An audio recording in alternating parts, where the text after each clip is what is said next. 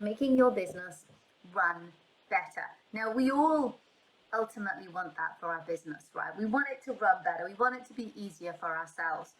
We just want it to just work without us having to stress or whatever it is that we do on a regular basis. Pretty much stress and worry and work ourselves into the ground. So how do we start to make it run better? But the problem that you have, right, is that running a dance school is not just one thing. We know this, right? But you're also looking after your finances, your marketing, your team, your venues, the mums, the actual content, the choreo. Then you get all the events and the shows and the exams and da-da-da and all the rest of it.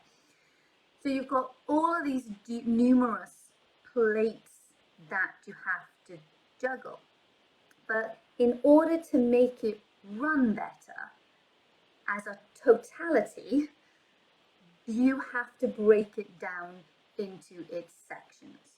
So you really have to understand what is working and what is not working and what you need to change. So you can't take it all. That's what I'm basically saying, right? You can't say, I'm going to make my business run better and that's it. No. Break down the pieces. Now, the way I always see a studio working is you have your core. Your core will always be your classes. And your classes have to work from a solar identity. They have to be financially beneficial. They have to, they just have to work. Never mind anything else that goes around the outside, which I call the satellites or the projects, okay? This classes has to work on its own. It has to be a viable business on its own with just the classes. The little bits of extras, like your merchandising, like your shows, like your exams, like your events, like your comps, and all of those sorts of stuff is almost the cream on the crop. So we can break it down in a couple of ways. If you don't know where to start on making your business improve, oh my gosh, get your brain in order, Sarah. I can't get my words out this morning. You have to almost do a mini audit. Now, an audit, if a company's over 6.5 million, this is compulsory. We are not there. And what a mini audit does is it basically gives you an objective. It gives you an assessment of what your studio is doing and where it is going. It assesses any risks that you may have forgotten or not taken into account, or that have changed and you've not realized it because we're all such busy people. It also then makes you compliant. If you weren't compliant in a certain area, it now makes you compliant. It helps you identify factors that may be hindering your growth and your productivity. Now, we all want that, right? We all want to say, how can I improve my own productivity? How can I make my studio more financially viable? How can I scale and grow it? Okay? Because I always say you can't scale without a foundation, and a strong one at that. And when you've got those cracks in that foundation, that's where it gets a bit wobbly, and that's where you haven't got that strength to be able to scale and grow. So part of doing like a mini audit is to basically turn around and go, this is where I'm at with my business. This is what I need to get to. But we have to do it in chunks. So to give you an idea of a few of the things that you might cover: finance, staff, enrollment, health and safety, your marketing, your merchandising, your events, your shows, your venues, all the satellites I was talking about, your tech, your data, your time management, your systems, your retention, your life-work balance, your communication, your customer service.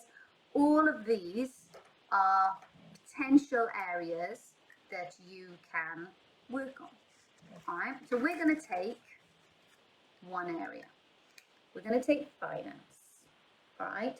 Because ultimately, if you want to scale, you need to put money behind you, either by investing in someone like myself who can say, Sarah, now go and do this, and now go and do that, because I've walked that path already. or you have to put money into it to say, I need help, and that comes in the form of either project-based helpers, VAs, or even teachers. So, but one way or another, you're going to have to put money behind it. So let's look at finance. Now, finance is huge, so you have to break that down even further. So let's just say finance of your merchandising. All right. Now you'd go, right, what's working? What is it I currently do? Break that down. What's working? What's not working? Ask some of the parents and go, is my system that I'm using to order merchandising working for you? Is it complicated? Are there gaps in it? When you do this, what happens here? Go and do your process, or go and ask a friend to do your process to order something, like a mystery shopper. Get someone to do that. Check each of the documents. Check the responses. What are they getting when they come back? When they come to pay, what button did they push? Does that work? Or do you have to invoice them? Is there something simpler you can do instead of doing that little bridge that you have to cross over? Then you look at things like your pricing. When did you last look at your pricing? Do you have a spreadsheet with all your pricing on it? How do you price? Do you have a set percentage of profit that you put on top or not? Write down your process for profit. Write it down, how you price it up exactly, because this then is potentially a job you can give to somebody in the future because you've got it written down and you know it works. Plus, if you've got it written down, you don't get to 6 months down the line and go, all right, I'm buying in jazz shoes for £8.50, but I'm selling them for 12. How did I get that? How did I figure out 8.50 got to 12? Plus, if you have an Excel sheet of all your products and you know exactly who's the supplier, how much you're buying them in for, how much you're allowing for your time and any VAT and delivery, on all of those sorts of things, when you've got all of that written down, and when you've got your retail price, the price that you're selling to your customers at the end, when you come 6 months later to look at that list again and go, oh, let me check if the jazz shoes have gone up, you go, nope, they're still selling for £8.50, fine, I don't need to touch that line, move on. So further down the line, you're going to save yourself time. It also means that when you come ready to pass this on to somebody else, it's an easy pass on because you know your system works. Plus, it also means you're staying on top of the finances for your merchandising because let's face it, they're going up, as is everything right now. So we need to be monitoring that. And by having a system that's like an Excel sheet that just tracks it all, you can go, right, January 22, they were this price. Summer 22, they're this price. And you can look at it and you can adjust. And when you can see it plain as day in front of you, you can then turn around and go, actually, I need to make that a little bit more profitable. I'm going to add on a 2% increase onto everything. Even if where you buy from hasn't done it, you still, what you're selling for is what you're selling for. It's completely up to you. So if you want to do that on the other end, you can, because you can actually see how much money you're earning from it. Do you separate out that merchandising in your accounts? Do you actually see with clarity how much it's bringing you in? All of these are just in relation to one thing. At which point you're all going to shout at the screen and just go, are you for real, Sarah? I have to do this with all my business? Not in one go. Absolutely not in one go. You take one bit and then you take one element of one bit, because finance is huge, right? You've got your classes, you've got your merchandising, you've got any extras that you do, if you sell things like your DVDs or your photos and things like that. All of those are individually priced and will need to be looked at as the process to how you get there, how you price, how you sell, and what the end profit is on that. So each of those will have to be looked at. So you quite simply, you make a list. You go through it all, You document check everything, you speak to people, you test it out, what's working, what doesn't. You create what you need to do. In your list, you go tick, done, tick, done, tick, done. You finish that little one thing, repeat the process with the next thing.